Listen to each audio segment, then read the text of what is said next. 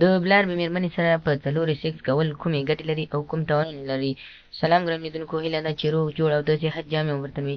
زه یو ځل بیا ستاسو په خدمت کې د یو نوي ویډیو سره حاضر یم. هیله ده چې د پام وړ مو وګرځېږي. تر هر څه دمخه باید یادونه وکړم که زموږ چینل مو نوي سبسکرایب کړی نو زموږ چینل سبسکرایب کړئ، په خوا کې ورسره د ګونګړي نښان ووهئ. مننه. یو ورور پوښتنه کړې وه چې آیا ولې اکثره خلک د بلار یا امیدوارې بچیدارې مېرمنې سره په څلوري سیکس کول غواړي او سیکس کوي؟ نو آیا د دې ګټې شته او که نه شته؟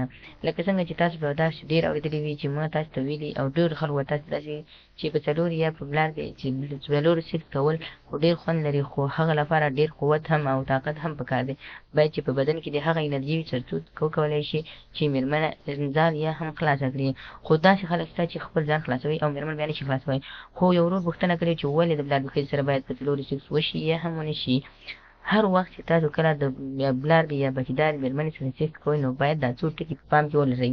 لومړی ټکی، باید خپل ماشوم ته او د مېرمنې صحت ته باید تاسو په نظر کې خپل هغه پلان ولرئ، کوم پلان چې ستاسو په ذهن کې هېڅکله هم نه وي. باید هغه پلان په ذهن ته راولئ چې ستاسو ذهن کې نه وي.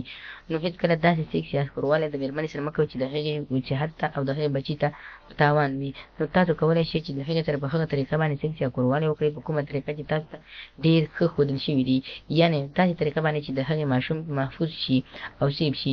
نو تاسو کولی شئ چې هېڅکله هم په څلوري سیکس ونه کړئ، ځکه په څلوري سیکس کول د بلار یا امیدوارې ښځې سره د هغې رحم کته د ځمکې پر لور وي او بچی کېدی شي چې بیا زیان وکړي یا هم تاوان وکړي.